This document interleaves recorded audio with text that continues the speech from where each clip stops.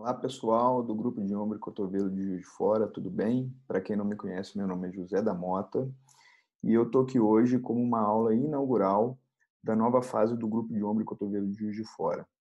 Nós estamos entrando numa fase digital devido ao coronavírus, e eu acho que essa é uma fase muito importante para o grupo, onde nós devemos continuar o que sempre foi o propósito do grupo, de disseminar o conhecimento técnico-científico e fazer a excelência no atendimento dos nossos pacientes.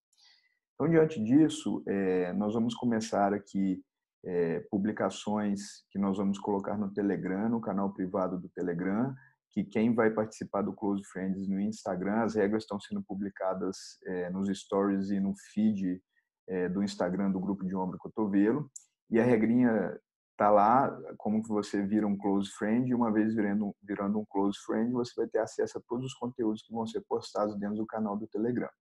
São conteúdos mais técnicos, então, para profissionais da área de saúde ou pacientes que queiram saber um pouco mais sobre as suas patologias do ponto de vista mais técnico, tá? Então, a nossa linguagem aqui, a forma de comunicação vai ser um pouco mais técnica, vocês me perdoem quem não for da área.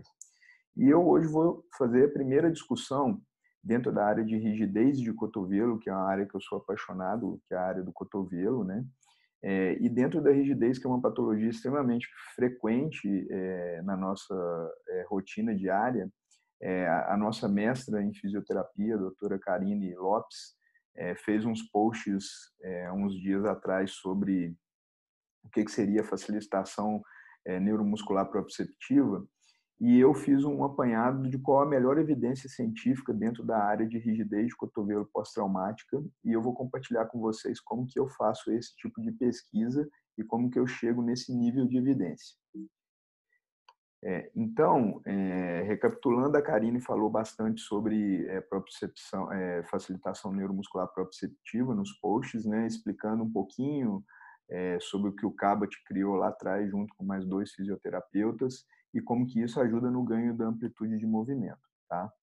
E dentro desse conceito, eu vou mostrar como que eu fiz a busca. Então, eu utilizo alguns metabuscadores, dentre eles o portal da saúde baseado em evidência, que é do próprio Ministério da Saúde. Um outro importante metabuscador que eu utilizo para otimizar meu tempo e a análise de vários artigos ao mesmo tempo, que às vezes as pessoas perguntam como que você consegue ser tão atualizado, etc e tal. Eu falo assim, ó, a gente tem que otimizar o tempo e a gente tem que fazer análise crítica dos artigos. Então, eu faço sempre uma busca, né?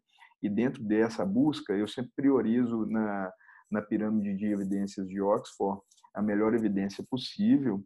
E esse metabuscador, o Access, ele é interessante que, além dele fazer notificações para você, ele te mostra os melhores sumários, os melhores guidelines, as melhores revisões sistemáticas, aquelas que têm revisões sistemáticas com artigos de melhor evidência, os artigos originais, e artigos de literatura cinzenta, que a gente chama de grey literature, ou artigos com menor evidência, ou revisões sistemáticas de artigos de menor evidência, ele também mostra. E aí, quando a gente coloca a busca como uma rigidez de cotovelo pós-traumática, ele apresentou para a gente esse apanhado, e o maior número de literatura que a gente observa realmente é a literatura relacionada com baixa evidência, vamos dizer assim, série de casos, estudos no máximo de nível 3 de evidência, ou até artigos que não foram publicados da Grey Literature. Então, eu fiz a escolha de estar dentro desse tema, fazendo o estudo e a pormenorização de como eu faço uma análise de um ensaio clínico randomizado, do único que a gente teve êxito na busca, que foi esse trabalho publicado no Clinical Rehabilitation em 2019, que é um artigo publicado por um grupo de fisioterapeutas da Turquia, onde que ele faz análise da facilitação neuromuscular proprioceptiva comparada com alongamento estático. Então, ele faz um estudo randomizado para o tratamento da rigidez pós-traumática de cotovelo. Então, basicamente, o título do artigo é esse. Ele foi, como a Karine próprio citou no post dela, ele foi um artigo coordenado pelo professor Birinci, da Turquia, publicado no Clinical Rehabilitation em 2019. E eu sempre começo fazendo, além da análise do título, ele tem que me chamar a atenção, né? Eu faço uma análise do abstract, ou do resumo do artigo. E sempre essa análise ela é baseada num racional do estudo. Como que é esse racional? Eu vejo se eu tenho motivo para estar lendo aquele artigo, como, por exemplo, o tema de cotovelo e rigidez de cotovelo me interessa, então a forma como foi colocada no título e o título constando que ele é um artigo randomizado, um ensaio clínico randomizado também, me fez ativar o meu racional e me ter vontade, me despertar o desejo de ler esse artigo. E a outra coisa que eu baseio é na PICO, né, que é a pergunta clássica, né, população, pergunta sobre a população, intervenção, controle e outcomes, que é de resultados, e o tipo de estudo e os desfechos que esse estudo possa vir a ter. Então, dentro disso, eu sempre busco ensaios clínicos randomizados como prioridade, não encontrando ensaios clínicos randomizados, como vocês podem ver, dentro da área de rigidez de cotovelo, esse basicamente é a melhor evidência que a gente tem. Eu procuro estudos observacionais, sempre buscando também, primando pela qualidade, mais para frente a gente pode fazer uma análise crítica também de estudos observacionais.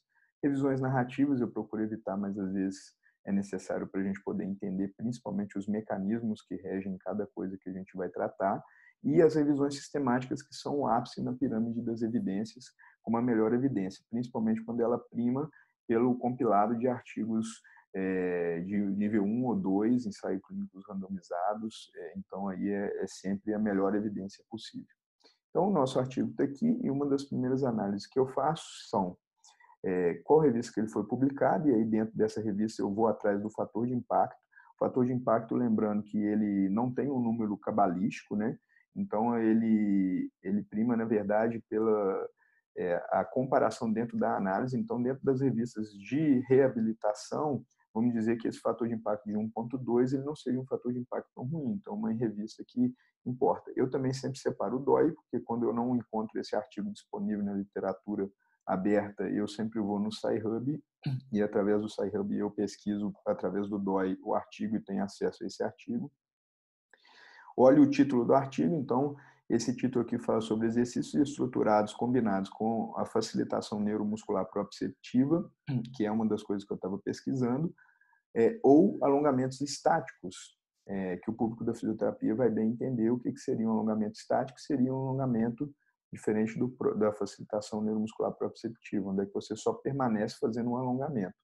E essas duas técnicas aplicadas na rigidez pós-traumática de cotovelo, e é um ensaio clínico randomizado. E também o autor é importante, porque eu preciso saber se ele é um autor que publica com frequência, se ele tem uma boa entrada dentro do meio, e aí dessa forma eu vou também me habituando com o nome dos principais pesquisadores da área. Então, dentro disso, a gente também continua fazendo a análise do abstract, e aí nos objetivos do trabalho eu já me deparo com uma coisa que me interessou, que seria a comparação entre os diferentes tipos de técnicas de alongamento para ganho de amplitude de movimento do cotovelo, na rigidez do cotovelo, a facilitação neuromuscular proprioceptiva e o alongamento estático. São duas técnicas que os fisioterapeutas têm hábito de usar para poder fazer ganho. Uma outra coisa importantíssima para mim, que eu destaquei em verde aqui, seria o design desse estudo, que é um ensaio clínico controlado e randomizado, e o único problema dele, no meu ver, que mais para frente a gente vai discutir, é que o cegamento dele foi simples. Só o paciente não sabia basicamente o que estava sendo feito. O fisioterapeuta, infelizmente, não teria como, mas a gente vai ver que em alguns tipos de pesquisa, o duplo cegamento é quase que impossível. Então, posso considerar que esse simples cegamento seria talvez a melhor evidência dentro disso daí. Então, ele utilizou 40 pacientes com rigidez pós-traumáticas, né? A intervenção foi no grupo de 20 pacientes, o PNF, que é a facilitação neuromuscular, então com exercício de puxar e relaxar, puxar e relaxar, e o grupo controle, basicamente, dentro da pergunta PICO, né? A gente pode observar aqui que a pergunta PICO ela importa para a gente dentro da pirâmide das evidências, porque ela localiza o nosso estudo. Então, vamos dizer que nós estamos aqui em ensaios clínicos randomizados, quase no topo da pirâmide, então é um excelente estudo para a gente estar analisando. E ela compara a própria facilitação neuromuscular proprioceptiva com exercícios estruturados, o alongamento estático com exercícios estruturados na população com rigidez de cotovelo pós-traumática. Então, é o nosso P. O nosso I seria a intervenção à facilitação neuromuscular proprioceptiva num grupo de 20 pacientes. Os alongamentos estáticos seriam o nosso grupo controle, também Aqui ele separou um grupo de 20 pacientes e os nossos desfechos primários seriam um score clínico, né, que seria o DASH, que seria um score que avalia o nível de funcionalidade do membro superior. E os desfechos secundários seriam a amplitude de movimento, a escala visual analógica de dor, o TAMP score, que seria um score utilizado para cinesiofobia, o SF12, que seria um score de qualidade de vida, e o nível de satisfação global ou de mudança global, percepção de mudança global do paciente. Então, dentro desses desfechos, a gente observa que são desfechos clínicos, isso é uma coisa interessante para nós vamos discutir no decorrer do artigo, e a gente pode observar que dentro dos resultados, o PNF ele teve uma significância estatística com P menor do que 0,05, principalmente em relação à escala visual analógica para repouso e para as atividades, e quanto ao ganho de movimento de flexão do cotovelo. Foram as variáveis que foram analisadas que deram positividade.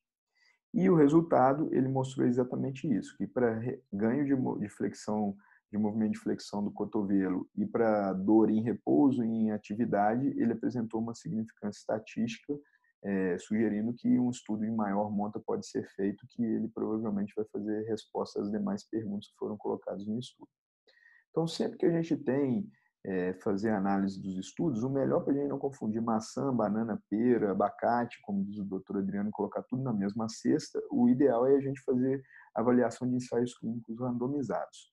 E dentro dessa perspectiva, eu sempre faço análise dos ensaios clínicos randomizados através dessa sigla, desse acrônimo que chama VIA, que na minha opinião, na verdade, eu inverto e eu chamo ele de IVA. Por quê? Eu sempre começo avaliando o impacto, a magnitude do efeito dessa amostra. Então, a gente pode observar com a magnitude dessa amostra que eu faço a análise do real impacto dessa intervenção, né? E eu analiso isso através dos riscos relativos e dos riscos absolutos e do número necessário para tratamento, tá? Do NNT. É o number necessary to treat. Dentro disso, o que mais importa para mim, por exemplo, é o risco absoluto. Por quê? Por exemplo, hoje, se a gente analisar o risco relativo, por exemplo, de você contrair, por exemplo, o COVID e ter um desenvolvimento de uma evolução desfavorável, o número absoluto, o risco absoluto, ele é baixo em relação ao risco relativo. Então, o risco absoluto, na verdade, ele é o número de verdade que é impactado da população. Então, ele é muito mais importante para mim que o risco relativo. E a gente tem que ter cuidado que muitos estudos costumam publicar somente a diferença estatística no risco relativo. Então, percentualmente, você mexer numa coisa que, por exemplo, você imagina hoje temos 10 mil óbitos no Brasil por coronavírus, numa população de mais de 200 milhões de habitantes. Então, se você pensar em risco relativo, ele vai dar até um percentual relativamente mais alto, né? Mas se a gente for pensar em números absolutos, é um volume muito baixo de óbitos por coronavírus. Então, é uma comparação só para vocês terem uma ideia. Os erros aleatórios também são avaliados nessa parte, que são os erros que a gente consegue minimizar através de ferramentas estatísticas, né? Então, são os casos ocorridos pelo acaso. Quando o P ele é menor do que 0,05, isso significa que eu estou cada vez mais dando confiabilidade para a minha amostra. Ou quando o intervalo de confiança ele é cada vez maior, significa que eu estou dando mais confiabilidade para aquele resultado e estou eliminando os erros aleatórios que podem acontecer por falhas numéricas. Então, isso tudo impacta diretamente e o efeito e o tamanho dessa amostra é que rege todos esses impactos no meu estudo, né? Uma outra coisa que a gente tem que falar é sobre os erros sistemáticos, que são os vieses, né? Isso da confiabilidade, isso tem a ver com a metodologia do meu estudo. Então, dentro desse cenário, eu analiso através desse método mnemônico que eu chamo de Rambo, tá? É um método mnemônico que eu aprendi com o Dr. José Neto, e ele faz exatamente a avaliação desses itens. Então, a gente vai falar sobre população representativa, como que essa população se comporta e quais são as peculiaridades dela, a randomização, a alocação oculta, análise por intenção de tratar, o que interfere, os vieses que interferem na parte inicial do projeto de pesquisa, os vieses que interferem no meio da pesquisa e os vieses que interferem no final da pesquisa, bem como o cegamento e os desfechos. Então, dentro da parte de vieses, o V do nosso VIA, nós vamos analisar isso.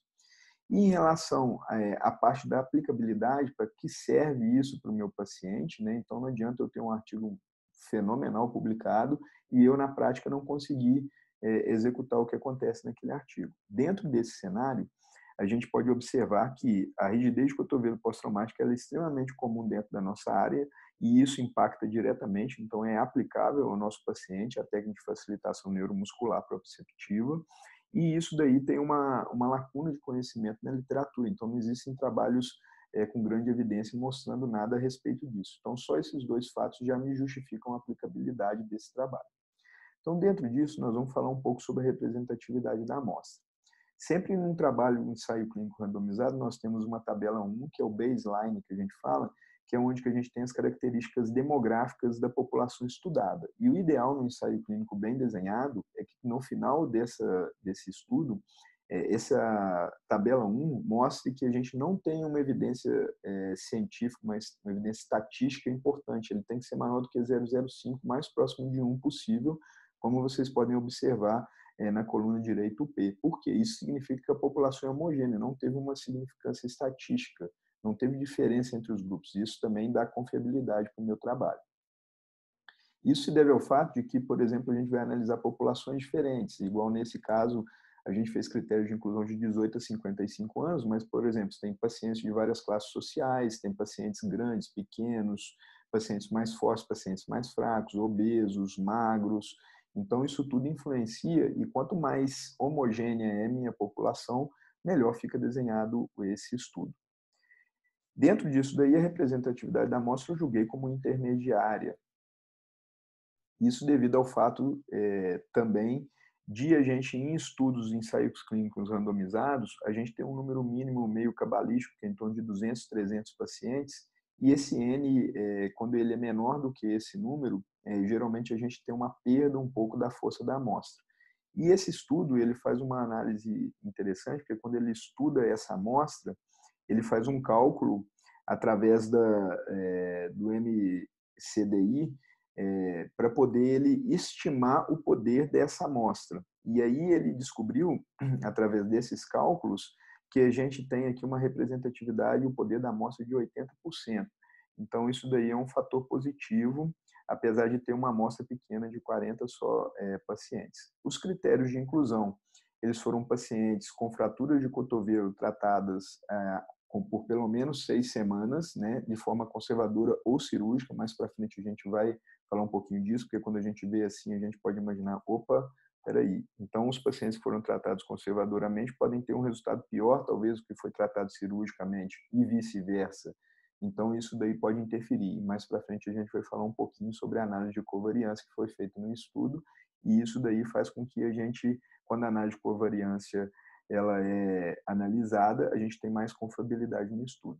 E eles foram analisados através da limitação de amplitude de movimento, foram considerados. E a faixa etária foi de 18 a 55 anos. Dentro dos critérios de exclusão, eles excluíram pacientes com pseudartrose ou retardo de consolidação, síndrome dolorosa complexa regional ou distrofia simpático-reflexa, ossificação heterotópica, os pacientes portadores de doença reumática, uma paciente que apresentava anquilose pós-traumática, os pacientes que não apresentaram cicatrização das feridas, alterações neurológicas periféricas, né, relacionadas à própria fratura, e fisioterapia iniciada prévia à coleta dos dados.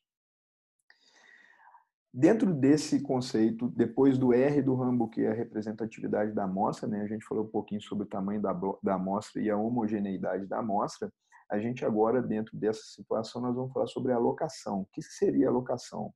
Concealment allocation.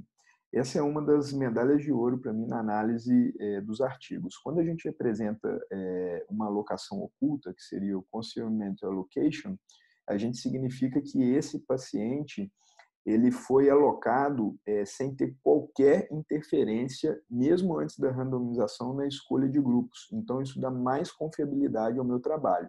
E como é que eu procuro isso? Eu dou um F5 ou vou dentro lá do PDF que eu estou procurando, escrevo concealment, e aí, quando a gente apresenta no artigo essa alocação oculta, ele joga dentro da metodologia e já me leva na página, como vocês vão ver em outras situações mais para frente, ele me leva direto para a página onde que está, e aí eu leio se foi feito ou não. Então, nesse caso, não foi feita uma alocação oculta nesse artigo, então a gente considera ele como um estudo aberto. E aí, o que é importante no estudo aberto? Quando no estudo aberto, quando você não faz uma alocação oculta, o estudo é considerado aberto, se você faz a análise dos dados e coloca como desfecho primário um desfecho soft ou um desfecho que ele seja substituto, vou analisar a radiografia e etc e tal, então isso daí dá uma enfraquecida. Então o ideal é a gente escolher desfechos clínicos, né? E de preferência desfechos clínicos hard, né? Como taxa de mortalidade, taxa de sequela e etc e tal. Então nesse caso, o alocação oculta a gente deu nota vermelha para ele, né? E os desfechos, apesar de ser um estudo aberto, eles foram avaliados desfechos clínicos, né, através de score, que é o que também ainda aumenta um pouquinho mais a confiabilidade do estudo. Uma outra que ganha medalha de ouro na minha análise é a randomização. E da mesma forma que eu fiz com a alocação oculta, eu escrevo lá em cima de um F5 e na busca eu coloco randomization. E quando eu coloco randomização, ele vai e me leva onde está escrito randomização no texto. E aí eu vou dar um zoom aqui para vocês depois, porque nessa randomização ele faz uma análise de randomização simples. Nós temos as randomizações permutadas em bloco, que é quando a gente tem uma perda dessa randomização, e aí ele faz a análise em bloco para poder ter uma diminuição dessa perda de randomização, e isso acontece quando o N do estudo geralmente é pequeno. E aqui ele faz uma randomização simples, que é o ideal. A randomização simples é como se eu fosse jogar uma moeda para cima, é uma sorte. Então, para cada paciente eu jogo a moeda para cima, pode dar cara ou coroa, e assim sucessivamente. Quando a gente tem uma amostra muito pequena, costuma ser feitas análises em bloco, randomização em bloco. Dessa forma, você garante que tem o mesmo número de pacientes em cada grupo. Porém, isso daí a gente tem um déficit na randomização. E nessa situação, a gente dá nota verde porque ele usou uma randomização simples, então foi totalmente aleatório realmente a escolha dos grupos de paciente. Outra coisa que é importante é a análise por intenção de tratar, é o ITT. A intention to treat, quando eu escrevo da mesma forma no F5, ela me leva no artigo a forma que foi feita a análise desses resultados. E dessa forma, a gente não encontrou uma análise por intenção de tratar. Isso daí é importante por quê? Porque geralmente depois da randomização, né, a alocação oculta ela é antes da randomização, isso dá confiabilidade, então quando eu faço uma randomização mais aleatória possível, mais simples possível, eu também dou mais confiabilidade. E aí depois da randomização, alguns pacientes eles podem mudar de grupo, eles podem desistir do estudo, e geralmente quando a gente tem uma taxa de dropout até 10%, a gente considera que é bem. Então, quando ele foi fazer o cálculo lá na amostra, que ele usou aquela análise de poder da amostra, o MCDI, para poder calcular a amostra, ele já previu, a gente vê lá no texto que ele já previu alguma perda, então o número que ele achou foi para 19 em cada grupo e ele resolveu colocar 20, porque geralmente até 10% de perda, isso daí é considerado um dropout aceitável. E acabou que ele não teve nenhum dropout nesse estudo, tá? Mas o crossover pode acontecer. E aí, quando a gente faz uma análise por intenção de tratar dessa maneira, a gente reduz a chance de erros na pós-randomização. Como? Quando eu coloco lá as to treat ou as treated, você faz uma análise da seguinte maneira. A gente analisa o grupo de pacientes onde que eles estão. Então, se o paciente do grupo controle foi para o grupo intervenção, eu vou analisar ele no grupo intervenção e vice-versa. Isso daí pode gerar uma falha muito grande, porque os pacientes mais graves e os pacientes mais refratários eles acabam saindo dos estudos e alguns pacientes que não estavam indo bem, eu acabo jogando ele para a técnica da intervenção, favorecendo sempre a intervenção. Então é importante observar se ele foi as treated ou se ele foi protocolo, que é uma coisa que dá um pouquinho de amenização, mas mesmo assim ele ainda dá um favorecimento para o grupo de intervenção, ou análise por intenção de tratar, que é o como. Se eu definir que esses 20 pacientes aqui são os pacientes do grupo intervenção, independente se eles migrarem ou se eles saírem, eles vão ser analisados no grupo intervenção. Então, eu poderia ter 3 faltas em 20 no grupo intervenção, uma só no grupo placebo e etc. Mas eu vou analisar ele onde que ele foi pré-definidamente alocado. Então, dessa maneira, eu diminuo a chance de viés do estudo. Tá? Isso é muito importante para a gente e por isso que, como ele não teve uma análise por intenção de tratar, a gente deu nota vermelhinha para essa parte. Então, no M lá do Rambo, no primeiro M, na parte inicial do estudo, aqui está o fluxograma do consort, né, da forma como que foi alocado os pacientes. Eles elegeram 57 pacientes, desses 17 foram excluídos do trabalho, 40 eles dividiram em 2 grupos, como eu falei no início, a amostra foi calculada para 19 em cada grupo, então eles colocaram um pouquinho a mais para poder ter uma taxa de dropout até de 10%, e dessa maneira foram fazendo as intervenções, como está descrito aqui, segundo o padrão do consort, para poder fazer o diagrama de fluxo. E dessa maneira, no início da metodologia, a gente tem algumas coisas que a gente tem que considerar. Por exemplo, a randomização. Toda vez que eu faço uma randomização no estudo, a gente exclui o viés de seleção, e ele está exatamente na tabela 1 de baseline do estudo. Naquela tabela, quando ela é homogênea, o P é maior do que 0,05, significa que as populações em cada grupo foram bastante homogêneas e dessa forma a gente não teve um viés de seleção. Uma outra coisa que a gente analisa é a regressão à média, né? Tipo o Pelé e o Edinho. O Pelé ele é um outlier, ele é fora da média, mas quando a gente aumenta a amostra, o que acontece? Vem o Edinho, o goleiro, e aí ele já cai de novo, regride para a média.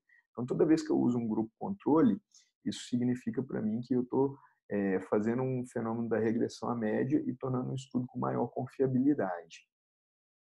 Dessa forma, ele fez tudo direitinho, então a metodologia inicial a gente avalia como ela é adequada. A metodologia, geralmente, no meio, está relacionada com, e eu dei nota amarela para ela, porque ela está relacionada geralmente com viés de desempenho. Como esse estudo, apesar de ser um estudo randomizado e controlado, ele foi um estudo aberto, né, não teve uma alocação oculta, isso tira alguns pontinhos do estudo, no sentido dele ter confiabilidade. Então, a gente vai ver que apesar de no final ele ser um estudo de muito boa confiabilidade, um estudo bem desenhado, a gente tem que ir tirando alguns pontinhos sempre quando a gente faz a análise de algum estudo. Ele praticamente funciona como se fosse uma análise de vinhos, eu gosto muito de vinhos, e quando a gente faz a análise, quando a gente vai ter um concurso de vinhos e vai fazendo a análise dos vinhos, na verdade todo vinho começa com 100 e a gente vai tirando pontos de acordo com os defeitos, as imperfeições que ele apresente. Mesma coisa com o estudo. Na parte da metodologia final, a gente avalia que ele não foi um estudo com truncamento, toda vez que tem um truncamento também tem um favorecimento para o grupo intervenção, então ele não foi um estudo que foi truncado, ele não foi interrompido, né? Isso é muito importante para a gente, dar um equilíbrio adequado. A gente faz o viés de aferição, e esse estudo, apesar de ser aberto, ele foi utilizado desfechos clínicos e foram utilizados através de scores, né? Então o DASH Score, ele é um score que analisa várias funções e clínicas, né? São análises clínicas, então ele é interessante para a gente. Toda vez que a gente utiliza score, a gente também aumenta a confiabilidade do estudo, porque são vários fatores analisados, não são apenas um. E dessa maneira a metodologia ganhou amarelinho. E uma outra coisa interessante, que como eu falei, ele teve uma taxa de dropout abaixo de 10%, na verdade ele teve 0 dropout, então não teve perda, e isso aqui, conforme eu expliquei anteriormente, ele gera uma confiabilidade maior, porque a gente não teve, apesar de não ter tido uma análise por intenção de tratar, a gente não teve dropout, então só praticamente ficou crossover para ser avaliado. Em relação a outra coisa que para mim ganha medalha de ouro é o cegamento, né? Então eu procuro da mesma forma F5, vou lá em cima na busca do artigo e aí eu coloco dessa maneira blinded e aí ele me busca onde que eu tenho escrito no texto sobre cegamento. E aí aqui eu vou dar um zoom e vou mostrar para vocês que ele teve um cegamento simples. Isso é uma coisa, vamos dizer que vai tirar uns pontinhos em relação ao cegamento, mas é uma coisa interessantíssima, só dele ser simples cego. Às vezes aquele tipo de característica que a gente está estudando, ele é impossível de ter duplo cegamento, então isso aqui para mim ganhou uma nota amarela só pelo fato dele ser simples cego, mas não tira o mérito do estudo. Em relação ao outcome, que também ganha medalha de ouro, que são os resultados, aqui vale a pena a gente falar um pouquinho sobre a análise dos erros aleatórios, a análise estatística, né? Então, a gente usou o eta parcial quadrado, que ele avalia o tamanho do efeito da amostra, tá? Então, como a gente teve uma amostra pequena, eu falei lá no início, na representatividade da amostra, que o ideal é ter de 200 a 300 para esse tipo de estudo de ensaio clínico randomizado. Com 40, ele praticamente fez um piloto, onde é que a gente avaliou se é factível o estudo, e ele já deu algumas informações para a gente. Para a gente corrigir essa amostra, a gente pode usar algumas ferramentas, entre elas o MCDI, que ele foi calculado para 17, lá no início, na metodologia, eu também falei um pouquinho sobre isso, e aí ele determinou que em cada grupo ia ter 19, isso significa que para ele tratar e ter uma significância clínica, não só estatística, para ter uma mudança clínica, para ter importância clínica para o paciente, esse indicador ele é muito interessante, ele é usado em alguns ensaios clínicos, porque às vezes pode ter significância estatística, mas não ter correspondência clínica aquilo. Então ele mostra para a gente que quando ele foi acima de 17, realmente ele teve também uma significância clínica para a gente. E o eta quadrado, ele quando ele é próximo de 0,01, ele é pequeno, quando ele é próximo de 0,06, ele é médio, e quando ele é 0,14, ele tem um grande efeito à amostra, né? A gente calculou que ele tem 80% de efeito essa amostra, e aí quando a gente usa essa ferramenta estatística, a gente observa aqui, ó, que o efeito da amostra. Então, para o DASH score, o PNF, né, que é a facilitação neuromuscular proprioceptiva, a gente observa que ele foi 0,12, então ele teve um grande impacto. Então a amostra foi suficiente para mostrar que ele é eficaz dentro disso aqui. E como eu te falei, a diferença entre a baseline e o pós-tratamento, ele foi maior do que 17 aqui. Então, no caso é 41 menos 12, e a gente vê que ele foi maior do que 17. A mesma coisa acontecendo para o grupo controle do alongamento estático. Então, clinicamente, tanto o alongamento estático quanto o PNF foram clinicamente observáveis, melhora com eles, porém, com aquele tamanho de amostra, a gente observou que teve uma significância estatística também em favor do PNF. A mesma coisa a gente já não observa, né? A gente teve um eta quadrado muito baixo para poder as outras coisas a gente analisar. E dessa forma, a gente deu nota verde para aquele desfecho. Aqui a gente faz a mesma análise, né? Só que em relação à escala visual analógica de dor, a cinesiofobia, o TAMPA score, e o SF12, que é o score de qualidade de vida. Então a gente observa que todos eles foram pequenos e médio, o poder da amostra para designar, mas para dor em repouso e para dor na atividade física, eles foram, o poder da amostra foi suficiente para mostrar que estatisticamente eles são importantes para a gente. Então, basicamente, dentro disso daí, a gente dá a nota verdinha também para os resultados em relação a isso. E ele também fez uma análise de mudança de comportamento global, né? Em relação ao PNF, 85% dos pacientes, 17 em 20, se sentiram muito melhores após 6 semanas, e o alongamento estático, ele teve 55% de melhora após 6 semanas. Mais uma vez, a gente observando aí o MCDI, né, comprovado, mostrando para a gente que não só estatisticamente teve significância, mas clinicamente também. O que foram limitações que o próprio autor discute no trabalho? Um é a pequena amostra, né? Ele fez um cálculo de poder amostral utilizando o MCDI também, e ele calculou que 80% dessa amostra, que a força dessa amostra aí tinha em torno de 80%, então algumas coisas a gente conseguiu responder com o estudo, outras não, a gente teria que ter um aumento da amostra. Ele veio sem duplo cegamento, como eu já tinha criticado, é um estudo que é muito difícil de a gente fazer um duplo cegamento, talvez isso daqui vai ser uma crítica que vai permanecer em todos os tipos de estudo dessa área. E a diferença entre os protocolos de alongamento, o CABAT versus o estático, quanto à duração do alongamento. Ele usou 10 segundos de alongamento quando ele fez a propriocepção, a facilitação neuromuscular proprioceptiva, o PNF, ele usou 10 segundos apenas, e em contrapartida usou 20 segundos no alongamento estático. Isso daí, querendo ou não, dá um viés, porque poderia ser um pouquinho maior a diferença, e talvez a gente até achasse alguma diferença estatística em outras variáveis analisadas, porque ele realmente favoreceu o grupo controle. É interessante que no momento a gente favorece a intervenção, nesse caso, ele acabou favorecendo o grupo controle. Então, é uma crítica que ele mesmo faz. Talvez o ideal seria eles terem o mesmo tempo de alongamento. talvez 10 segundos nos dois. E o uso de imobilização após a fratura, 5 dias pelo menos. Então, todos os protocolos foram iniciados após 5 dias, pelo menos, de imobilização.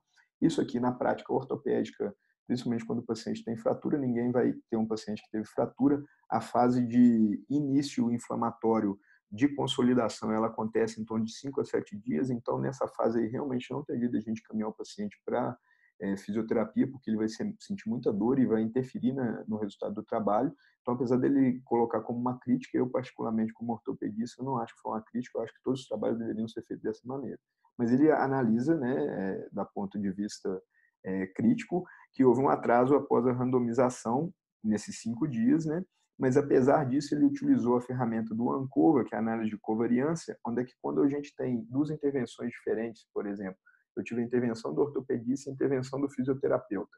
E o resultado final foi a amplitude de movimento pela técnica do PNF ou do alongamento estático. Então, duas coisas poderiam interferir nisso. Por exemplo, se tempo de imobilização, se o paciente foi tratado conservadoramente ou cirurgicamente, isso tudo poderia interferir no resultado final. E aí, quando você faz uma análise de covariância, tem uma fórmula matemática que ele joga lá e calcula, e quando ela tem, que ela mostra que não houve interferência, né, ela foi positiva no sentido de mostrar que não houve uma interferência dos procedimentos ortopédicos com o resultado final da pesquisa. Então, isso é extremamente positivo para mostrar para a gente que, apesar de terem tido duas pessoas intervindo numa coisa que daria o mesmo resultado, isso não foi significante, não foi estatisticamente significante. Então, isso daí é um ponto positivo do trabalho e a gente consegue levar como verdade o que a gente vai ver agora nas conclusões e a gente dá amarelinho por conta dessas limitações, principalmente o poder da amostra que ele coloca e principalmente pela diferença de protocolo que ele usou. Então, na conclusão, ele fala para a gente que a gente pode ter uma melhora da DM, principalmente na flexão. Eu acredito que na extensão também, mas o poder da amostra foi insuficiente para mostrar estatisticamente isso. E que ele teve uma melhora da dor em repouso e durante as atividades no pós-tratamento.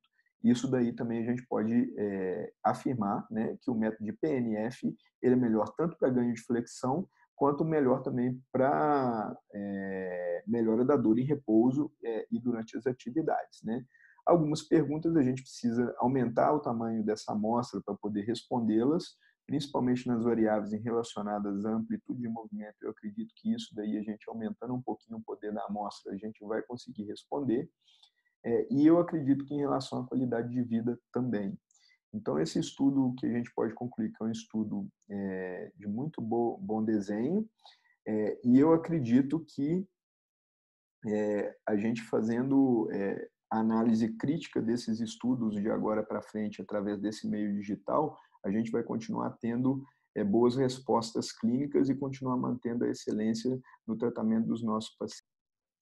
Bom, acho que é isso, pessoal. Espero que vocês tenham gostado de como que a gente fez a análise. É a primeira, talvez não tenha ficado tão bem explicado, mas eu aceito críticas lá no nosso canal do Telegram. Vocês vão poder debater, criticar, comentar. E a ideia é sempre a gente estar passando esse conhecimento e estar de portas abertas para poder fazer discussão e receber críticas, né? Sempre tudo dentro, baseado em evidência, sempre da melhor prática. Lembrando que a medicina e a saúde baseada em evidência, elas são 3 pilares, né? A melhor evidência científica possível, a experiência do profissional que está atuando, ela é importantíssima, e as necessidades do paciente. Então, a gente também sempre tem que levar em consideração o que esse paciente precisa.